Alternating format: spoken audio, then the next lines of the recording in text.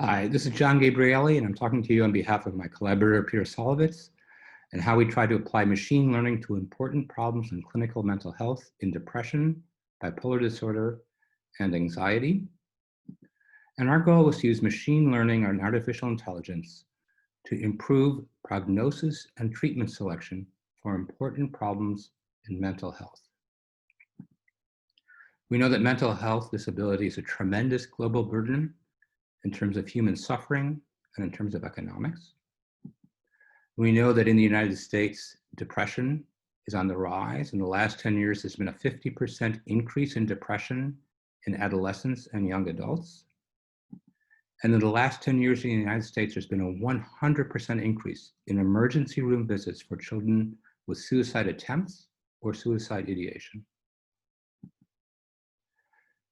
Major depressive disorder and bipolar disorder are distinct disorders, but there's an overlap, and that creates a clinical problem. Major depressive disorder affects up to 17 million adults with at least one major depressive episode per year, 7% of all US adults. And this is unipolar depression, depression where people are inexplicably and deeply sad and miserable. Bipolar depression overlaps with major depression because there's depressive episodes, but it cycles back and forth with manic periods. It's more rare, but it often takes 10 years until a patient is diagnosed with bipolar disorder because the depressive periods look a lot like depression. It's very hard to disentangle major depression and bipolar disorder for many patients.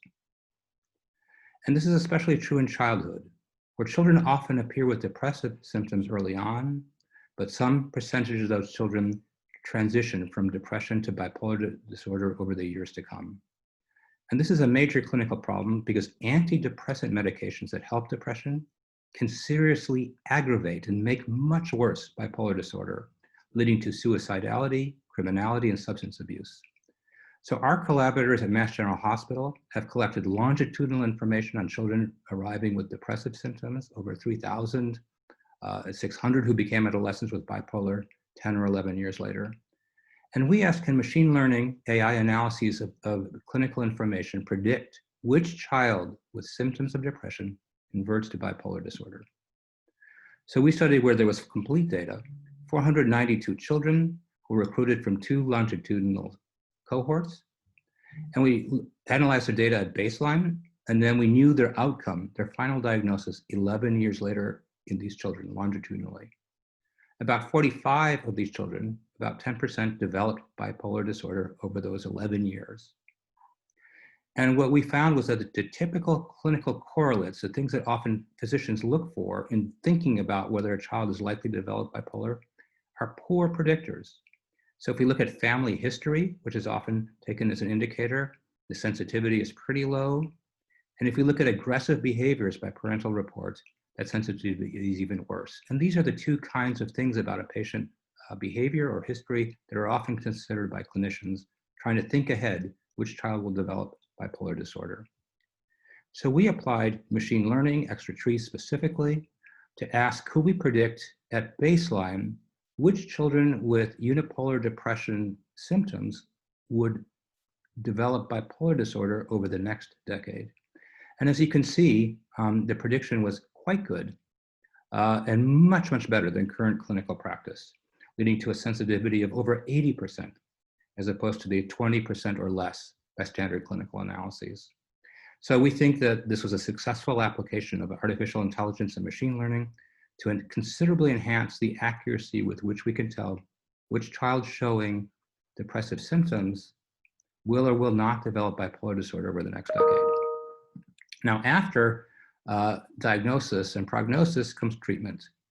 And quite shockingly, there's no scientific basis for assigning a patient to a drug or a behavioral treatment. All approved treatments, but we don't know which treatment will work for which patient. And it's well known that a given treatment, a given medication or behavioral treatment only works for about 30 to 50% of patients. And of course, a failed treatment leaves a patient miserable, and there's cost in terms of productivity for society.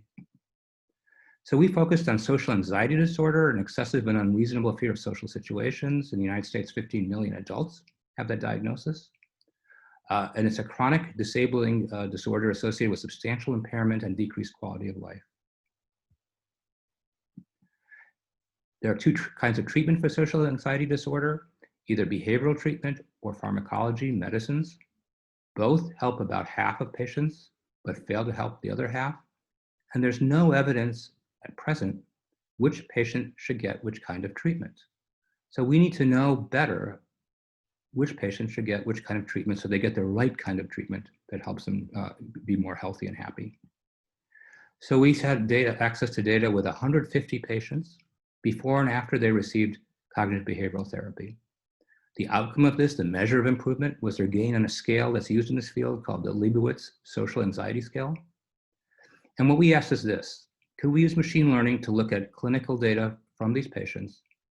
And could we predict before they got the treatment which patients would benefit from the treatment and which ones would not? So we had access to demographic information, patient history information, clinician administered rating scales, and patient self-report surveys. And what we found was this: across 4 different machine learning algorithms gave very similar results, that only the items, not the full scale scores, but the items within the Szolovits Social Anxiety Scale, they predicted treatment efficacy, and they predicted about 30% of the variance. All the other information, demographic information, clinical history, and so on, contributed very little to prediction. Only the questions on this particular scale predicted with some degree of accuracy which patient would or would not benefit from the behavioral therapy.